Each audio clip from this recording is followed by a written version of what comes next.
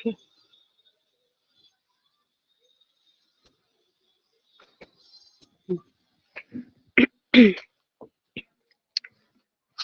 Yesterday we have seen AIC and BIC. Today we are going to start cross validation.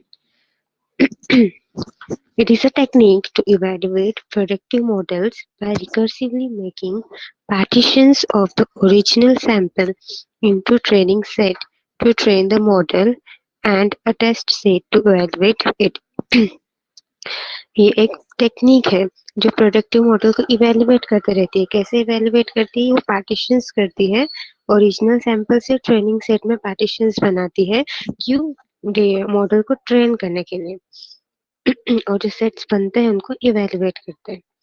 Cross validation is a statical method used to estimate the skill of machine learning model. Cross validation जो है वो एक statistical method वो एक statistical method है जो machine learning होती है, मशीन लर्निंग मॉडल की स्किल को एस्टिमेट करने के लिए की जाती है। एस्टिमेट मतलब उसकी अप्रोक्सीमेट वैल्यू निकालने के लिए, स्किल की अप्रोक्सीमेट वैल्यू निकालने के लिए, किसकी? मशीन लर्निंग मॉडल्स की। Cross validation is also known as rotation estimation और out of sample testing. Cross validation का दूसरा नाम है रोटेशन एस्टिमेशन और out of sample testing. One round of cross-validation involves pointing a sample of data into various subsets and perform the analysis on one subset, also known as training set. First round में क्या होगा? First round cross validation के first round में partition होगा। किसका partition होगा? Sample data का partition होके सबसेट्स बनाता है। पार्टीशन होके क्या बनते हैं? सबसेट्स बनते हैं और उसके पे एनालिसिस परफॉर्म होती है and perform the analysis on one subset. एक सबसेट पे एनालिसिस होती है, उस एनालिसिस को क्या बोलते हैं? Training set. And validating the analysis on other subset known as validation set of training testing set. मतलब कि दूसरे अगर सबसेट पे वैलिडेशन होता है तो उसको बोलेंगे वैलिडेशन, और अगर एनालिसिस करते हैं तो उस एनालिसिस जो सेट सबसेट पे एनालिसिस करते हैं उसको बोलते हैं ट्रेनिंग सेट। और जो सबसेट पर वैलिडेशन करते हैं उसको बोलते हैं validation set. In order to reduce the variability, many methods involve number of rounds of cross-validation using different partitions, and the validation results are combined to give an estimate of model's predictive performance. Variability को reduce करने के लिए बहुत सारे method में क्या होते हैं? नंबर ऑफ राउंड्स होते हैं, बहुत सारे राउंड्स किए जाते हैं क्रॉस वैलिडेशन में पार्टीशंस करके, और जो वैलिडेशन रिजल्ट आता है उसको कंबाइन कर कर जो है वो परफॉर्मेंस चेक करते हैं। यहाँ पे देखो फर्स्ट इटरेशन फिगर देखो, फर्स्ट इटरेशन में फर्स्ट इसको उसने ये किया है, सेकंड इटरेशन में सेकंड को सेकंड पार्टीशन, मतलब उसमें 4 पार्टीशंस किए हैं इसने। फर्स्ट इटरेशन में फर्स्ट वाले इसको ये किया है, सेकंड में सेकंड को, थर्ड में थर्ड को, फोर्थ में फोर्थ को, और एक है उसमें ट्रेनिंग डेटा सेट और एक है testing data set. Now from figure it is clear how the input samples are selected for performing the training and testing in every direction. समझ में इसमें कैसा परफॉर्म होता है? क्लियर है कि वो एक उन लोग पार्टीशन करके एक सेट उठा लेते हैं, उसके ऊपर टेस्टिंग करते हैं और ट्रेनिंग करते हैं। The above method can be called as four fold cross validation as the process of cross validation is applied 4 times applied हुआ है क्रॉस वैलिडेशन, तो इसको क्या बोल सकते हैं? Four fold cross validation. Now our next topic is rich regression. Rich regression is a technique which comes into picture when the data suffer from multicollinearity, which means multicollinearity means simply that independent variable are highly correlated। जो independent variables रहते हैं वो highly क्या रहते हैं? correlated रहते हैं, उसको बोलते हैं multicollinearity। In multicollinearity concept, even though the least squares estimates are unbiased, least square estimates को OLS उसने बोला है, OLS है उसका शॉर्ट फॉर्म। ये क्या होता है, इसमें अनबायस्ड होते हैं। Their variances are large which in turn return result in the deviation of the observed value far from the true value. यहाँ क्या होता है, जो हमारा वेरिएंस होता है वो ज्यादा होता है, तो जो रिजल्ट आता है वो क्या होता है, उसमें डेविएशन होता है। जो रिजल्ट आता है आउटपुट डेविएट होता है। हमने देखे थे हाई वेरिएंस और हाई बायस में क्या होता है, यहाँ पे रिजल्ट अलग आता है। ऑब्जर्व वैल्यू और ट्रू वैल्यू एक दूसरे से बहुत डिफरेंट आती है। By adding a degree of bias to the regression estimate, rich regression is able to reduce the standard error. Rich regression के थ्रू हम क्या कर सकते हैं, इसके स्टैंडर्ड एरर को रिड्यूस कर सकते हैं। The equation 4.1.3 for linear regression, y is equals to a plus b star d, b into d। ये इसकी इक्वेशन है, किसकी इक्वेशन है, लीनियर रिग्रेशन की। क्या equation, y is equals to a plus b star d। Equation 4.1.3 also has an error term। इसके अंदर एक एरर टर्म भी है। द कंप्लीट इक्वेशन बिकम्स, तो एरर टर्म को ऐड करने के बाद कंप्लीट इक्वेशन कैसी बनेगी, y is equals to a plus b star x plus e। Plus E का है, ये एरर टर्म है। लीनियर रिग्रेशन की इक्वेशन कौन सी थी, y is equals to a plus b star d, but when we add the error term that is e, then this equation will be y is equals to a plus b star x plus e। E means error term. Error term is the value needed to correct for prediction error between the observed and predictable value. Observe और predictable value के बीच में जो error है उसको solve करने के लिए, correct करने के लिए जो वैल्यू लेंगे उसको बोलते हैं error term. is equals to greater than y is equals to a plus y is equals to a plus b1 x1 plus b2 x2 plus dot dot dot e। यहाँ पे अगर b और x more than 1 है तो b1 x1 b2 x2 ये लेंगे। Equations, ये new equation बनी। Is use for multiple independent variable. अगर हमारे पास वेरिएबल मल्टीपल है, इंडिपेंडेंट वेरिएबल्स जो है वो एक से ज्यादा है, तो b1 x1 b2 x2 ऐसे लेंगे। Then in a linear equation it is possible it is possible to fragment prediction error into two subcomponents. The first component is due to biased and the second component is due to variance. First component किसकी वजह से होता है, biased की वजह से, और second variance की वजह से। Prediction error mostly occur due to any one of these two और बोथ कंपोनेंट। प्रिडिक्शन एरर क्यों आता है, या तो बायस की वजह से आता है या तो वेरिएंस की वजह से आता है। ये हमने लास्ट टाइम भी देखे थे, प्रिडिक्शन एरर्स, और या फिर दोनों की वजह से आता है। Here we will discuss the error caused due to variance। इसमें हम किसका देखते हैं अभी, वेरिएंस का। एरर वेरिएंस की वजह से क्यों आता है, caused due to variance। We will discuss the error caused due to variance। Rich regression solves the multicollinearity problem through shrinkage parameter that is lambda। क्या इसमें हम क्या करेंगे, मल्टी कोलिनियरिटी प्रॉब्लम को सॉल्व करेंगे। और मल्टी कोलिनियरिटी प्रॉब्लम का मतलब क्या है कि independent variables are highly correlated, right. So यहाँ पर कैसे सॉल्व करेंगे प्रॉब्लम को, through shrinkage parameter. Shrinkage parameter के थ्रू हम इस प्रॉब्लम को सॉल्व करेंगे, मतलब लैम्ब्डा। श्रिंकेज प्रॉब्लम मीन्स को लैम्ब्डा। तो यहाँ पे एक ये दिया हुआ है, आर्जिम beta belongs to Rp, y minus x beta square 2 plus lambda beta square 2।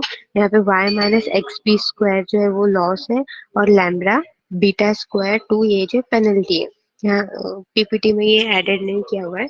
In equation we have two components. First one is least square term, y minus xb square जो है वो least square term है, and other one is lambda of summation of beta square। दूसरी वाली term कौन सी है, lambda वाली term है, where beta is the coefficient। beta क्या है, coefficient है। this is added to the least square term in order to shrink the parameter to have a very low variance। यहाँ हम क्या करेंगे, रिच रिग्रेशन में वेरिएंस की प्रॉब्लम को सॉल्व करते हैं। तो कैसे सॉल्व करते हैं, यहाँ पर ये जो है हमारा बीटा, ये लैम्ब्डा प्लस बीटा, मतलब कि हमारा जो पैरामीटर है, एक मिनट, इसको हम इसमें ऐड करेंगे हमारी लीस्ट स्क्वायर टर्म में ऐड करके श्रिंक होगा, जिसकी वजह से जो वेरिएंस है वो कम होगा। श्रिंक द पैरामीटर्स, पैरामीटर्स को श्रिंक करेंगे लीस्ट स्क्वायर टर्म के साथ श्रिंक करेंगे, तो उसकी वजह से जो वेरिएंस होगा वो हमारा लो होगा। उसके बाद है important point to be remembered about rich regression. In this normally is not to be assumed. The assumption of this regression are same as least square regression. इसमें नॉर्मेलिटी जो होती है इसको अज्यूम नहीं करनी रहती है। assumptions the assumptions of this regression are same. assumptions जो रहते हैं वो least square regression की तरह सेम होते हैं। it shrinks the value of coefficient but does not reach zero. ये वैल्यू को श्रिंक करती है लेकिन ये जीरो पर नहीं जाती, which suggests no feature selection feature. This is a type of regularization method and uses L2 regularization. ये भी एक regularization का मेथड है और ये L2 regularization को यूज करता है।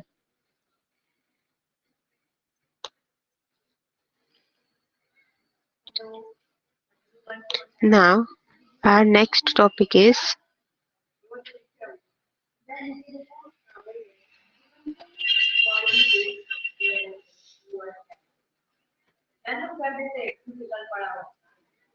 lasso regression. Now, what is lasso? Lasso stands for least absolute shrinkage and selection operator. Least absolute, L मतलब least, A मतलब absolute,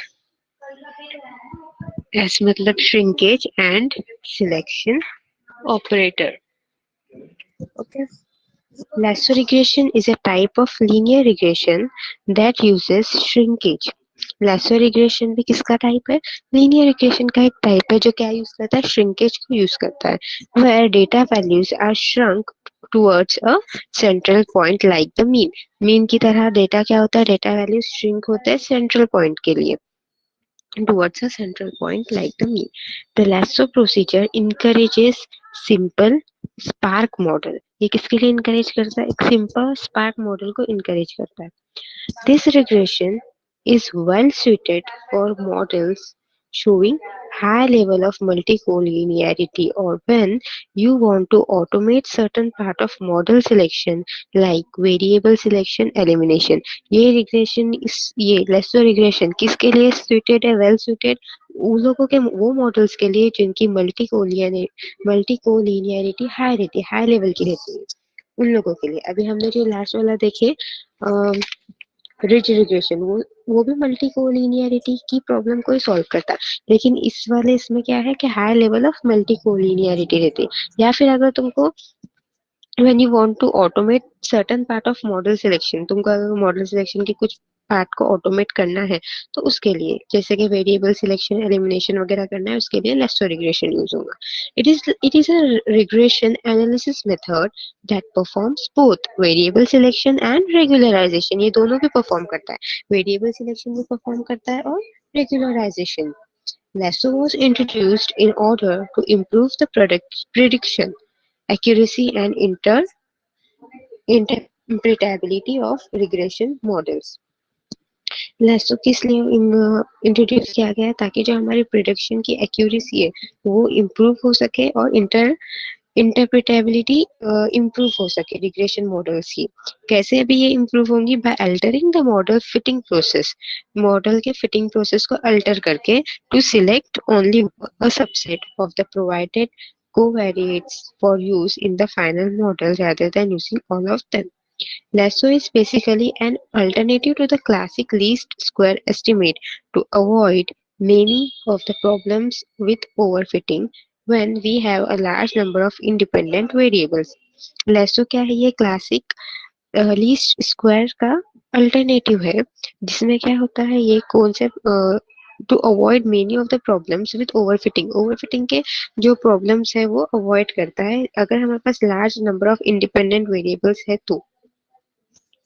Lasso regression is one of the regularization method that creates parsimonious models which is to accomplish a desired level of explanation or prediction with as few predictor variable as possible in the presence of large number of features, where large means either of below of two things. Lasso regression है, ये भी regularisation का ही एक method है। जो rich regression था, ये भी रेगुलराइजेशन का ही एक मेथड था। ये क्या क्रिएट करता है? ये पार्सिमोनियस मॉडल क्रिएट करता है जिसके कुछ एक्सप्लेनेशन और प्रेडिक्शंस होते हैं, लेकिन उसमें अगर उसके अंदर क्या होता है, लार्ज नंबर ऑफ फीचर्स होते हैं। लार्ज नंबर ऑफ फीचर्स का मतलब क्या है? उसमें फर्स्ट पॉइंट दिया है कि large enough to enhance the tendency of the model to overfit minimum 10 variables can cause overfit. कम से कम कितने वेरिएबल से ओवरफिट हो सकता है? 10 वेरिएबल से। ये होता है large. Large enough to cause computational challenges. This situation can arise in case of millions or billions of features. इस केस ये कब हो सकती है? सिचुएशन कब आ सकती है? जब अगर हमारे पास जो फीचर्स है वो मिलियंस और बिलियंस में होंगे, तब ये सिचुएशन आएंगी। तो फर्स्ट वाली में मिनिमम 10 वेरिएबल्स हो गए तो वो ओवरफिटिंग का प्रॉब्लम होगा। उसके बाद lasso regression perform L1 regularisation, और वो जो रिच रिग्रेशन था वो कौन सा रेगुलराइजेशन परफॉर्म करता? L2। और ये वाला lasso regression L1 regression, which adds a factor of sum of absolute value to coefficient of optimization object.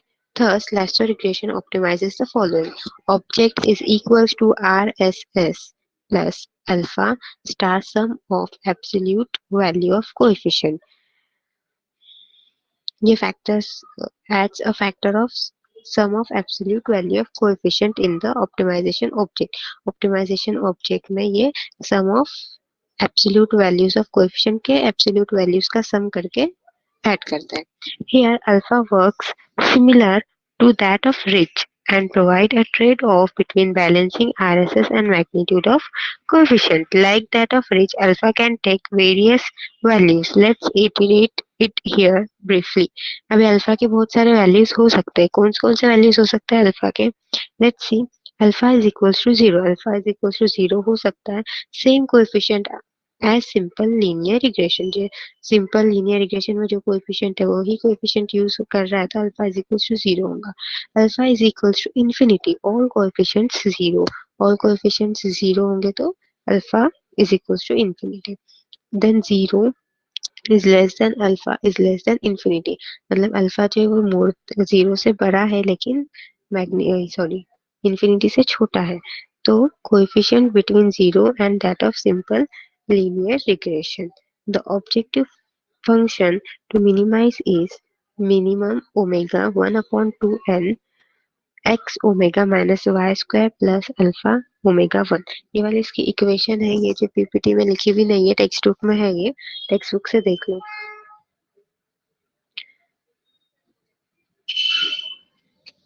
ये था हमारा लेसो रिग्रेशन। आज हमने देखे क्रॉस वैलिडेशन, रिच रिग्रेशन और लेसो रिग्रेशन। रिच और लेसो जो है वो रेगुलराइजेशन के ही दो टाइप्स हैं, और उसके अंदर रिच रिग्रेशन को L2 रेगुलराइजेशन भी बोलते हैं और लेसो रिग्रेशन को L1 रेगुलराइजेशन बोल का मेथड है। तो फर्स्ट देखिए क्रॉस वैलिडेशन।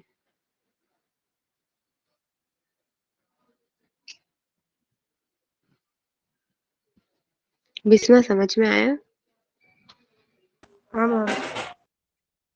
ओके ठीक है फिर एंड कर देती हूँ हाँ क्लास। ओके।